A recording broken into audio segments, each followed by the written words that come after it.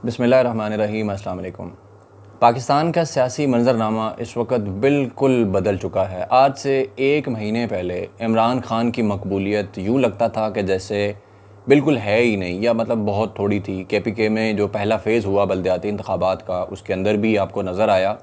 कि KPK इमरान खान का गढ़ समझा जाता है। वहाँ पे दूसरी दफ़ा तहरीक इंसाफ की हुकूमत है। पहले 2013 से 18 तक थी, फिर 18 से अब तक जो है KPK में सूबाई हुकूमत इमरान खान की थी। वहाँ पे बहुत ज़्यादा लैंडमार्क उन्होंने काम भी किए थे, हेल्थ कार्ड और इस तरह की बहुत सारी चीज़ें वहाँ पे की थी। इसके बावजूद पहले फ़ेज़ के अंदर हमने देखा कि तहरीक इंसाफ से ज़्यादा सीटें जमीयत उलमाए इस्लाम फजलुर रहमान जो थे उनकी जमात को मिली थी, यानी 30 से ज़ायद सीटें उनके पास थी और तहरीक इंसाफ के पास कोई 22 से 25 के दरमियान जो हैं वो सीटें आई थी। और उस पर बहुत ज़्यादा संजीदा किस्म के सवालात उठने लग गए थे कि इमरान खान की मकबूलियत जो है वो किस वजह से नीचे गिरी है। उसके ऊपर बहुत सारी जस्टिफिकेशंस आई थी कि जी आपस में ही तहरीक इंसाफ के कारकुनान जो थे या लीडरान जो थे उनके मसाइल बन गए थे, बहुत से लोग आज़ाद खड़े हो गए थे, आज़ाद जो जीते हैं वो भी तहरीक इंसाफ के हैं। खैर, इस तरह की बहुत सारी वजाहतें आई थी, लेकिन इस बात में कोई शक नहीं है कि कोरोना की वजह से मुल्क के अंदर जो महंगाई आई उसमें हुकूमत का इतना अमल दखल नहीं है। इस हद तक ज़रूर था कि मुल्क के अंदर जो इंतज़ामी मामलात हैं वहाँ पे जो ब्यूरोक्रेसी अपना काम नहीं कर रही थी वो बाकी अमल दखल था, लेकिन कोरोना की वजह से पूरी दुनिया में महंगाई है तो पाकिस्तान में भी उसका बहुत ज़्यादा असर नज़र आया। फिर बहुत सारी पॉलिसियाँ थी जिससे आवाम खुश नहीं थी, तहरीक इंसाफ के वर्कर डिसअपॉइंटेड थे। फिर पंजाब के अंदर ख़ास तौर पे जो मामलात थे उस्मान बुज़दार वाले, उस वजह से भी बहुत सारे लोग डिसअपॉइंटेड थे। तो बहुत से एक्टिव वर्कर्स तहरीक इंसाफ के पीछे हट चुके थे और यूँ लगता था कि अगर अब इंतखाबात होते हैं तो इमरान खान जो हैं वो शायद हुकूमत ही ना बना पाएँ वफाक के अंदर ख़ास तौर पर। लेकिन अपोजिशन ने जिस तरह से इमरान खान के ख़िलाफ़ ये तहरीक अदम एतमाद जो है वो जमा कराई और इमरान खान ने उसके बाद हर गुज़रते दिन के बाद जिस तरह से एक जारहाना अंदाज़ में आवाम के सामने आए, जलसों से ख़िताब किया, जलसों के अंदर आवाम को बताना शुरू किया कि उनके ख़िलाफ़ ये 3 स्टूडेंट्स इकट्ठे हुए हैं, ये क्यों इकट्ठे हुए हैं, पिछले 30-40 साल इन्होंने मुल्क को तबाह बर्बाद किया है और उसके बाद अब ये इकट्ठे हो गए हैं कि जनाब ये महंगाई के नाम पर मुझे निकालना चाहते हैं और आवाम को आके रिलीफ़ देने के नाम पर ये आवाम को बेवकूफ़ बना रहे हैं। फिर उसके बाद एक धमकी अमेज़ लेटर की बात जो है वो सामने आई। इमरान खान ने 27 मार्च का जो इस्लामाबाद में जलसा हुआ उसमें खान साहब ने सारी आवाम के सामने वो जो ख़त रखा और उसके बाद आवाम को ये बावर कराया, बताया और उसके बाद अरशद शरीफ साहब ने अपने प्रोग्राम के अंदर अमरीकी सफारत खाने के अफराद से मुलाकातें करने वाले सहाफ़ियों के बारे में जब बताया, पॉलिटिशियंस के बारे में बताया और वो लोग जो इमरान खान की जमात को छोड़कर मुबैना तौर पर करोड़ों रुपए लेकर आसफ जरदारी के साथ चले गए, नून लीग के साथ चले गए, मुत्तहिदा अपोजिशन के साथ बैठ गए। उसके बाद पाकिस्तानी अवाम जो थी, जो इमरान खान के वर्कर्स थे या सपोर्टर्स थे, वो दोबारा से चार्ज हो गए। इस वक्त मुल्क के अंदर ऐसा लगता है कि इमरान खान की जो मकबूलियत है वो तारीख़ की बुलंद तरीन सतह पर है कि इससे पहले शायद कभी ऐसी जो मकबूलियत नज़र नहीं आई। मैं इस चीज़ का ऐनी शाहिद हूँ। मैं उन लोगों को जानता हूँ, उन दोस्तों को, उन रिश्तेदारों को और सोशल मीडिया के उन लोगों को जो कि इमरान खान पर शदीद तनकीद करते थे और यहाँ तक कहते थे कि हम आइंदा इमरान खान को वोट नहीं देंगे, इन्होंने हमें मायूस कर दिया है। लेकिन इनके ख़िलाफ़ जो अदम एतमाद आई है अपोजिशन की तरफ से और जिस तरह ये सारे इकट्ठे हुए हैं और जो कुछ इस वक्त चल रहा है मुल्क के अंदर, आप सबको पता है कि पैसों की बातें आई, मैरियट होटल में जो लोग थे, सिंध हाउस जो था वहाँ पे जो कुछ हुआ और जिस तरह कातिलों को भी बुलाया गया, अली वज़ीर को भी रिहाई मिल गई और उसके बाद जो वो जाम अब्दुल करीम जो था पीपल्स पार्टी का, उसको भी बाहर से पाकिस्तान बुला लिया गया कि इमरान खान के ख़िलाफ़ वोट देना है, फिर वोटों की खरीदो फरोख्त, तो फिर अमरीकी लेटर, इन चीज़ों ने पाकिस्तान की आवाम को इकट्ठा कर दिया है इमरान खान के साथ। और इस वक्त इमरान खान की मकबूलियत का ग्राफ जो है वो तारीख़ की बुलंद तरीन सतह पर है। KPK के लोकल गवर्नमेंट के जो इलेक्शन हुए हैं फ़ेज़ 2 के, उसमें तहरीक इंसाफ ने तकरीबन क्लीन स्वीप किया है उन इलाकों में भी जहाँ पे मुस्लिम लीग नून का होल्ड था, जमात इस्लामी का होल्ड था, उसके बाद जमीयत उलमा इस्लाम का होल्ड था। यानी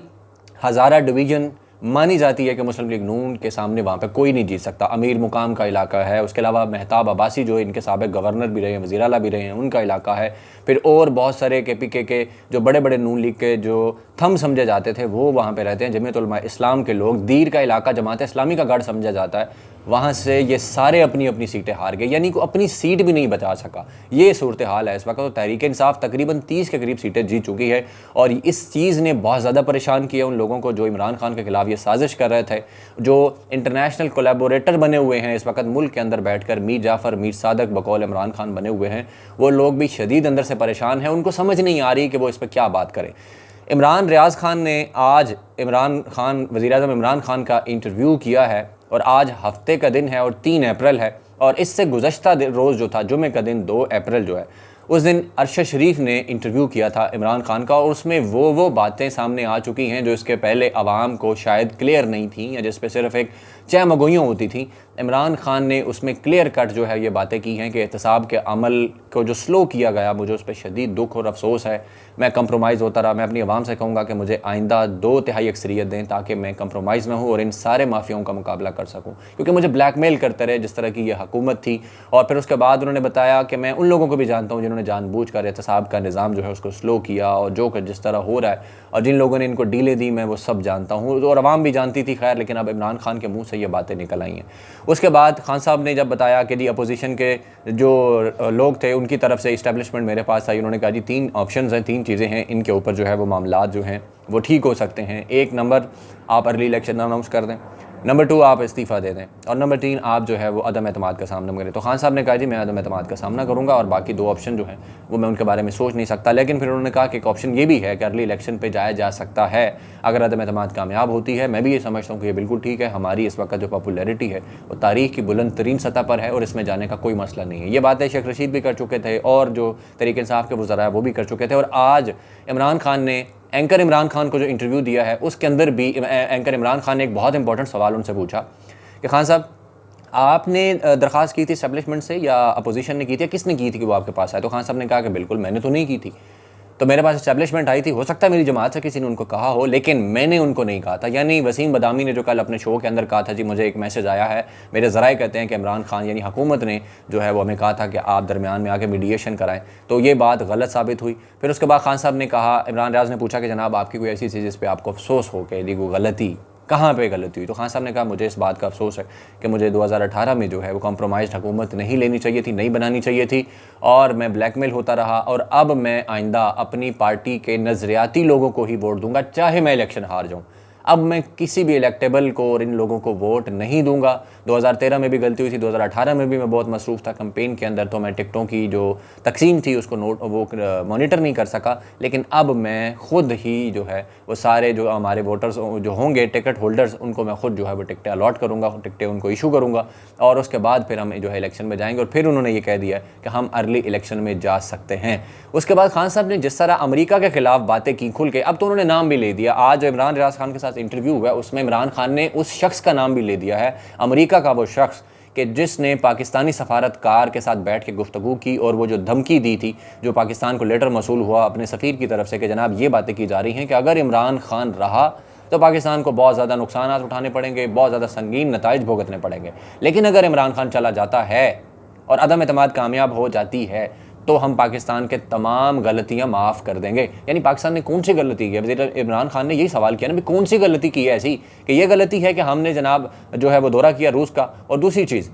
अमेरिका वाले ये तासुर दे रहे थे कि इमरान खान ने ख़ुद से ये दौरा किया है, इसमें आपका बाकी कोई इदारे या बाकी जो पूरा एक सिस्टम है या स्टेट है वो इसमें शामिल नहीं थी। लेकिन इमरान खान ने ख़ुद क्लियर की कि मैंने वज़ारत ख़ारजा के अफसरान से, साबिक जितने भी सफारतकार से, उन लोगों से भी और इस्टेब्लिशमेंट से भी और हर स्टेक होल्डर से बातचीत की थी। उसके बाद हमने दौरा किया था। मैं अकेला नहीं, इसमें मतलब मैंने फ़ैसला किया। लेकिन इससे ये चीज़ ज़ाहिर होती है कि अमेरिका को ये पैगाम जो है वो पहुँचाया गया कि इमरान खान अकेले हैं जो चाहते हैं कि रशिया के साथ जो है वो ताल्लुकात जो हैं वो इस्तवार किए जाएं। और इमरान खान कहते हैं कि वो पूरी दुनिया से ताल्लुकात रखना चाहते हैं, किसी से दुश्मनी नहीं चाहते, लेकिन वो किसी ब्लॉक पॉलिटिक्स का हिस्सा भी नहीं बनना चाहते, ना किसी के नौकर बनना चाहते हैं, ना गुलाम बनना चाहते हैं, बराबरी पर दोस्ती करना चाहते हैं। तो फिर एक ये बहुत बड़ी डेवलपमेंट ये हुई कि इस्लामाबाद के अंदर जो सिक्योरिटी डायलॉग कॉन्फ्रेंस हो रही है उसमें वज़ीर-ए-आज़म इमरान खान ने गुज़श्ता रोज़ जुमे वाले दिन सामने उनके 17 के करीब इंटरनेशनल डिफेंस एक्सपर्ट बैठे थे। उसमें बरतानिया के लोग भी थे, अमेरिका के भी थे, रशिया के भी थे, और उसके बाद यूरोपीय यूनियन के लोग भी थे। और वहाँ पे इमरान खान ने अपना वही मौक़िफ़ दोहराया कि हम किसी के नौकर नहीं हैं, हम किसी के ग़ुलाम नहीं हैं कि हम उनकी मर्ज़ी के मुताबिक जो है वो फ़ैसले करें या ख़ारजा पॉलिसी जो है उसको तय करें, और हम इंडिपेंडेंट जो फ़ॉरेन पॉलिसी है वो रखना चाहते हैं। लेकिन आज जनरल कमर जावेद बाजवा ने उसी जो कॉन्फ्रेंस है वहाँ से ख़ताब करते हुए यूक्रेन पर जो हमला किया है रशिया ने, उसके बारे में उन्होंने कहा कि तकरीबन एक तरह से मज़म्मत उन्होंने कर दी है उसकी, कि ये साबित हो गया कि छोटी रियासतें जो हैं वो अपना दिफा कर सकती हैं बड़ी रियासतों के सामने, और ये बहुत बड़ा अलमिया है, इसके ऊपर जो है वो फ़ौरन जो है वो मीडिएशन होनी चाहिए, इसको रोका जाना चाहिए, ये बिल्कुल गलत है। और फिर उसके बाद अमेरिका के बारे में भी उन्होंने कह दिया कि अमेरिका हमारा स्ट्रेटेजिक पार्टनर है, अमेरिका हमारा जो है वो उससे एक्सपोर्ट्स बहुत ज़्यादा होती हैं, और इस तरह की उन्होंने बातें की जिससे साफ तासुर गया कि इस्टेब्लिशमेंट की पॉलिसी का झुकाव भी अमेरिका की तरफ ही है। तो यहाँ से फिर जो चीज़ें मैंने जो अंडरस्टैंड की हैं वो यही कि अमेरिका का जो सफ़ीर जो कह रहा था ना कि इमरान खान का अकेले का फैसला था रशिया जाने का,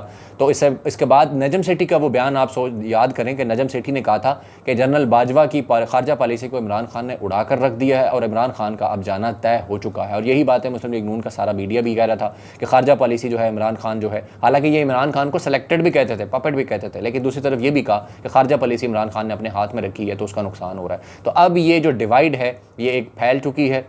और बल्कि कल रात तो ये तक हमारे जो जर्नलिस्टिक हल्के हैं उसमें ये तक बातें हो रही थी कि पता नहीं आज रात क्या हो या कल दिन को क्या हो कि इमरान खान ने जो बातें कर दी अरशद शरीफ के साथ जो अपना इंटरव्यू था उसके अंदर, कि वो बातें इससे पहले नहीं होती थी, कि खुल के उन्होंने नाम लिए, बातें की कि एहतसाब के अमल को जो है वो एक्सप्लॉइट किया गया है और इस तरह के नवाज शरीफ को जो बाहर भिजवाया गया। उन्होंने कहा मैं किसी एक का नाम नहीं लूँगा, लेकिन वो बहुत बड़ी हमारी गलती थी कि नवाज शरीफ को भिजवाया गया। फिर उन्होंने ये भी कहा कि इनके केसेस जो स्लो हो रहे हैं, इनको जो ज़मानतें मिल रही हैं, तो ये चीज़ें भी जो हैं वो सामने आ रही हैं कि बहुत से जो कुछ हैं लोग कि जो कि एहतसाब के अमल को जो है उन्होंने नुकसान पहुंचाया और जिसकी वजह से मेरा बुनियादी नारा जो एहतसाब का था उसको नुकसान पहुंचा, और मैं उस पर ख़ुद जो है वो बहुत रंजीदा हूं और बहुत अफसरदा हूं। तो इमरान खान का नाम पाकिस्तान की तारीख़ के अंदर सुनहरे हरूफ में लिखा जाएगा कि जिस तरह वो डट चुके हैं कौमी गैरत के लिए, कौमी हमीयत के लिए, खुददारी के लिए, और इस कौम की आवाज़ बन गए हैं कि हम ना अमेरिका के ग़ुलाम हैं, ना चीन के, ना रशिया के, ना इंडिया के, हम सबसे बराबरी का ताल्लुक चाहते हैं, लेकिन हम किसी के नीचे नहीं लगेंगे। हम अपनी इंडिपेंडेंट खारजा पॉलिसी रखेंगे, जो खारजा पॉलिसी पाकिस्तान की आवाम को, पाकिस्तान के अपने वफादात को सपोर्ट करेगी तो हम उसको लेकर चलेंगे। तो सारी कौम इस वक्त आवाम जो है इमरान खान के पीछे खड़ी हो रही है, क्योंकि यह आवाम की उमंगों की तर्जुमानी इमरान खान ने की है और पाकिस्तान की कौम जो है वो गैरतमंदी का मुजाहरा कर रही है। जबकि दूसरी तरफ अपोजिशन क्या कर रही है वो आप सबके सामने है। शहबाज शरीफ ने जो कह दिया कि बेगर्स आर नॉट चूजर्स, और ख्वाजा आसफ ने कह दिया कि जनाब हम वेंटिलेटर पे हैं, अमेरिका हमारे वेंटिलेटर्स उतार सकता है। तो ये इस वक्त सूरत हाल मुल्क में बनी हुई है कि डिवाइड बहुत ज़्यादा हो चुकी है, और अगर इलेक्शन होते हैं, और बहुत उम्मीद है, मैं अगले व्लॉग में आपको कुछ चीज़ें जो मज़ीद क्लियर करके बताता हूँ, कुछ मालूमात है जो मैं हासिल कर रहा हूँ कि कल आने वाले दिन, इतवार वाले दिन जब अदम एतमाद की वोटिंग है तो क्या होने जा रहा है, इमरान खान के पास कौन सा बड़ा कार्ड है जो कल सामने आएगा और क्या होने जा रहा है और फिर क्या सिचुएशन बन सकती है। लेकिन अब तक की जो सूरत हाल थी वो मैंने आपके सामने रखी कि इस वक्त इस्टेब्लिशमेंट के खिलाफ पाकिस्तानी अवाम जो है वो भी शदीद गुस्से का शिकार है। जो हमारी लीडरशिप है मिलिट्री की, उससे लोग उम्मीद करते थे कि हमारे सिपह सालार जो हैं वो अवाम की उमंगों की तर्जुमानी करेंगे, बजाय ये कि वो PDM यानी अपोजिशन और जो बैरूनी ताकतें हैं जो हमें अपने असर के अंदर रखना चाहती हैं तो उनकी नुमाइंदगी करते। तो अवाम को ये तासुर मिला है कि जनरल बाजवा का जो बयान है वो शायद अमेरिका की हिमायत में सामने आया है और रशिया के ख़िलाफ़ जो है वो एक बयान आया है, जिसकी वजह से हमारे दोबारा से रशिया के ख़िलाफ़ जो ताल्लुकात बेहतर हो रहे थे उनको नुकसान पहुंच सकता है। और आवाम फैसला कर चुकी है कि वो आज़ाद और ख़ुद मुख्तार पाकिस्तान के लिए इमरान खान के पीछे खड़ी होगी। अब तक के लिए इतना ही। अपना बहुत सारा ख्याल रखिएगा। मिलते हैं अगली वीडियो में। अल्लाह हाफ़िज़।